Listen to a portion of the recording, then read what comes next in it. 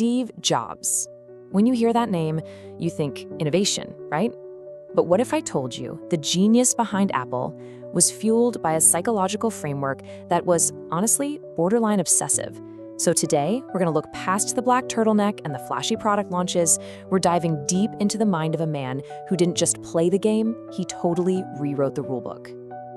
I mean, we all know this story, right? The visionary, the design whiz, who gave us the gadgets that pretty much run our lives now. And look, that's all true, but it's really only half the story. See, underneath that shiny surface of brilliant innovation was this relentless and, sometimes ruthless psychological engine. This was never just about having good ideas. It was about a mindset that would stop at absolutely nothing to bring its vision of perfection to life. And this right here is the core of everything. Think about it. Most of us, we see reality as this solid wall, right? Something we have to work around. Jobs, he saw it as a piece of clay, something he could just mold and shape to his will. He didn't play by the rules. He fundamentally changed what the rules even were. You know, a quote like that, it's easy to write it off as just pure arrogance. But for Jobs, this was a functional belief. It was like a psychological weapon he used to build one of the most valuable companies on the planet. This was the foundation of his entire way of thinking. Okay, so that belief system, that brings us to maybe the most famous and probably the most misunderstood part of his psychology, the legendary Reality Distortion Field. Let's actually break down what that even means. I want you to imagine a force of will so powerful that it feels like it can literally bend the fabric of possibility. That was Steve Jobs. He could walk into a room, pitch an idea that sounded completely insane, and by the time he walked out, everyone in that room was convinced it wasn't just possible, but that it was their destiny to make it happen.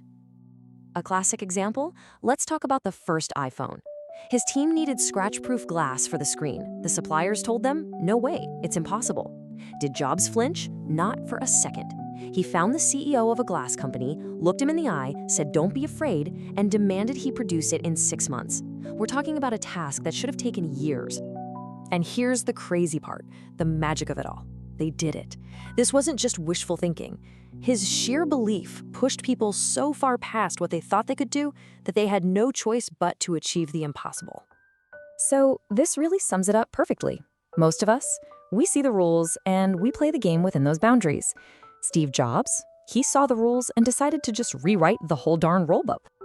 Okay, so this relentless drive to change reality itself, it was fueled by something else, an all-consuming obsession with perfection. For him, good wasn't good enough. Even great wasn't good enough. It had to be, as he famously said, insanely great.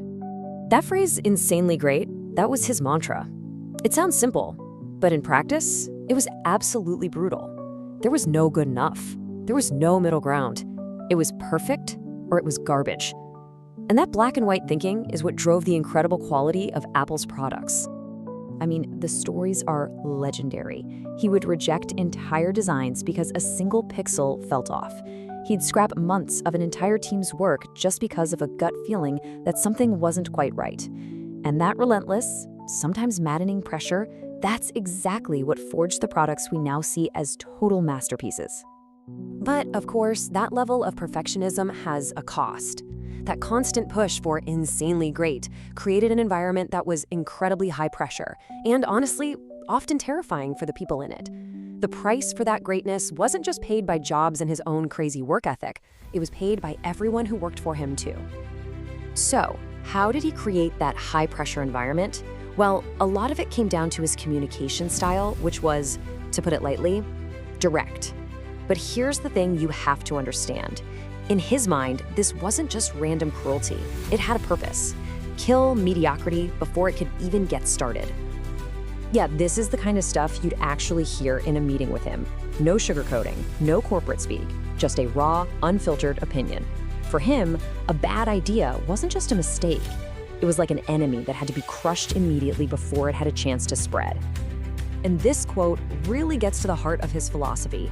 Strong ideas grow in fire, not comfort. He genuinely believed that you just can't get to real innovation in a polite, comfortable setting. It had to be tested by fire, forged in conflict. And you better believe, he was the one lighting the match. Okay, but here's where things get really, really interesting and kind of complex. Because at the exact same time all this intense, explosive stuff was going on, Jobs was also a dedicated practitioner of Zen Buddhism. And this created a huge paradox at the very core of who he was. You can really see the two sides of him here. On one side, you've got the Zen practitioner, calm, minimalist, all about being in the present moment. And on the other side, the inner warrior, a storm of energy, a visionary always thinking about the future, a relentless perfectionist.